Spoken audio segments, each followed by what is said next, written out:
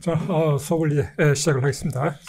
오늘이 3월 3일 월요일이고요. 2025년도 민법 선택형 강의 이제 1회차를 시작하겠습니다. 자, 반갑습니다. 손영우 변호사입니다. 이렇게 그 선택형 강의 이제 3월 달에 항상 하는데, 보통 그 현장에는 이제 작년까지만 해도 한두 분 정도 앉아 있었고, 그냥 이제 아이 컨택 하면서 그 친구 안 나오면은 이제 혼자 강의 찍고, 그렇게 했었습니다. 근데 오늘은 이제, 현장에 많이 오셨는데, 아무래도 이제 14회 변시 문제, 그 민법 선택형 문제가 옛날보다 많이 어려워지고, 출제 경향도 바뀌고, 그래서 그 선택형에 관한 관심이 작년보다는 확실히 많은 것 같긴 해요. 자, 이제 강의를 시작하기 전에 한 두 가지 정도만 이제 말씀을 드릴 거고요. 일정과 관련해서는 지금, 책이 안타깝게 지금 좀 나오질 못했습니다. 지금 그 3월, 2월달 그 새학기이기 때문에 인쇄소 그 잡기가 너무너무 사실 어려워요. 예전 같으면 책이 벌써 나올 정도 일정이 됐는데도 못 나왔고, 이번 주 열심히 땡겨본다고 출판사 사장님께서 말씀을 하셨고, 그러면 일단 프린트물로 진행을 좀 하겠습니다. 자, 그리고 이제 일정과 관련해서 그 이번 주 3월 7일 날 그 강의 하루를 그때는 이제 좀 진행을 좀 못할 것 같고요. 그거는 다른 강의를 좀 급하게 찍어야 될 그게 좀 있어서 부득이하게 3월 7일 날은 하루 연기를 하겠습니다. 그 다음 날 토요일 날은 계속 진행을 할 거고요.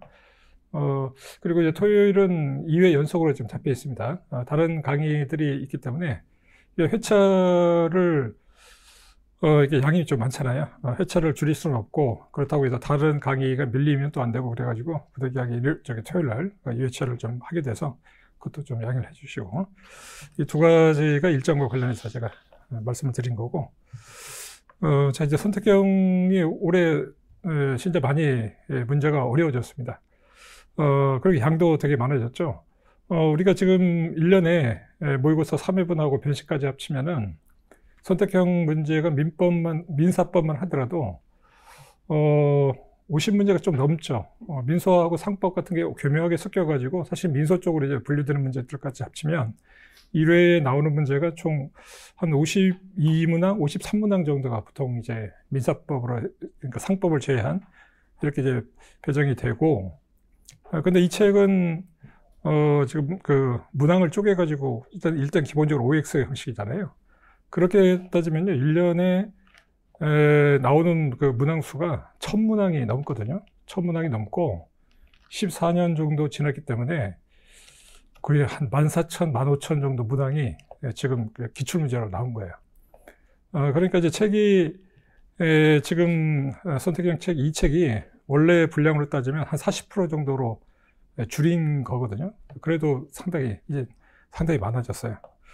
그래서 올해도 이제 작업을 끝낸 다음에, 이거를 이제는 좀 이제 축소하는 단계에 들어가야 되는데, 어떤 방식으로 축소를 해야 될지가 아직 방향에 그걸 못 잡아가지고, 올해까지는 일단 하고, 내년에 조금 줄여야겠다는 생각을 하는데, 획기적으로 그렇게 막 줄이거나 그렇게 하지는 못할 것 같아요. 그래서 그냥 별표 표시하는 게 좀 있죠. 뭐 하얀 거, 약간, 그냥 평타, 조금 블랙으로 들어간 거는 조금 신경 쓰자.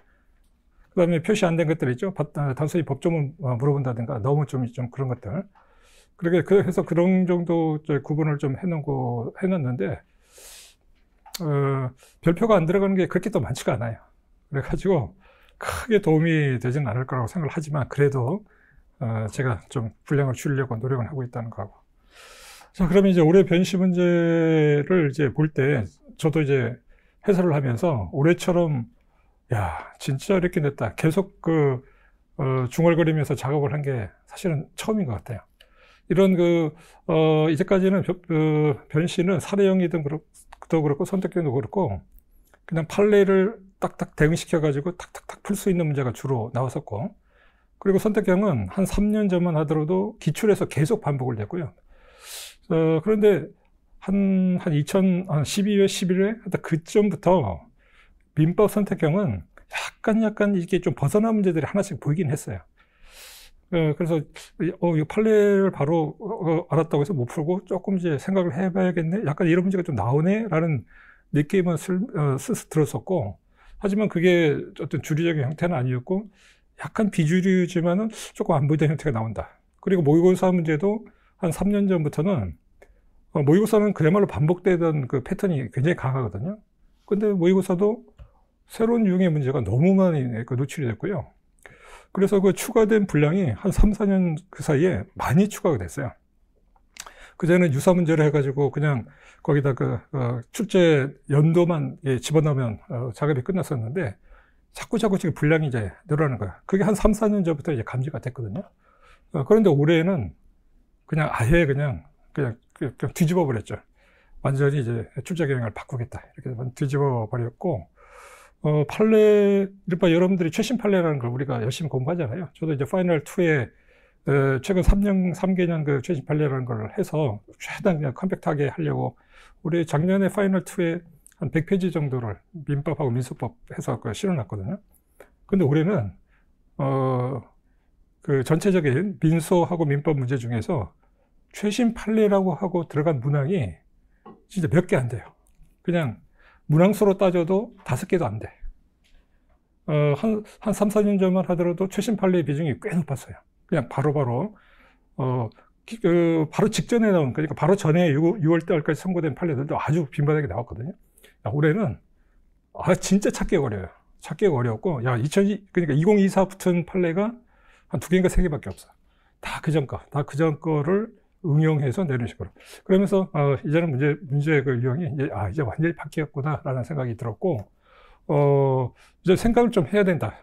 문제를 탁탁 풀지 못하고, 판례를 기초로 해서 내긴 되는데, 자기가 다시 한번 생각을 해서 조금, 자기가 분석하는 작업이 좀 필요하다.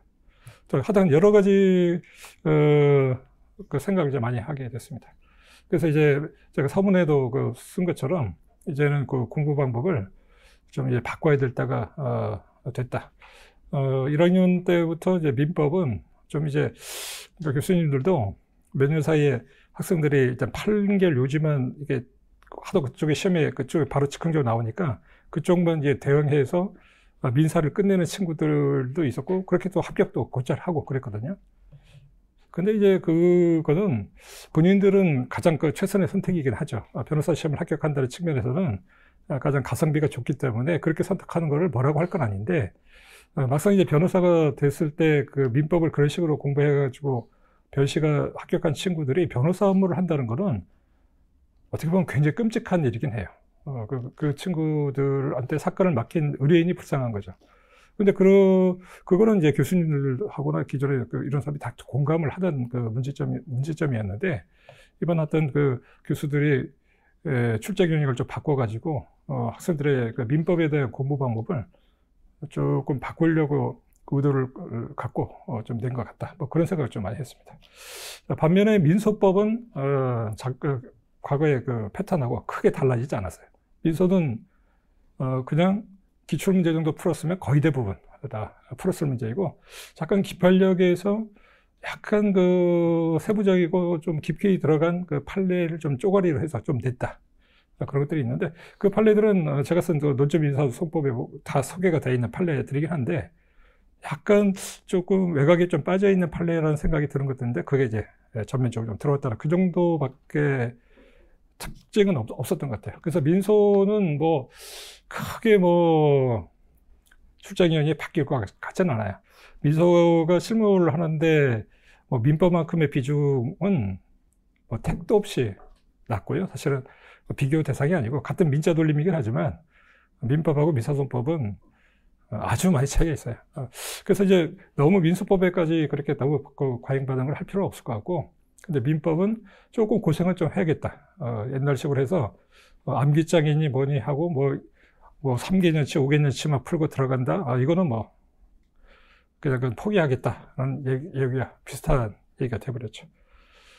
그래서 지금 이 분량이 조금 많아지긴 했는데, 여러분들이, 그래서 제가 서두에 서문에서 쓴 것처럼, 머릿말에 쓴 것처럼, 빨리 봐야 된다. 빨리 봐서 그 중에 여러분들이 이제 틀린 문제 있잖아요. 틀린 문제를 빨리 선발하고, 수업을 열심히 듣고, 그 다음에 복습을 해서 한 두 번 돌리고, 중간에 한 번, 한 5일이나 한 6일 정도 시간을 어쨌든 확보해가지고,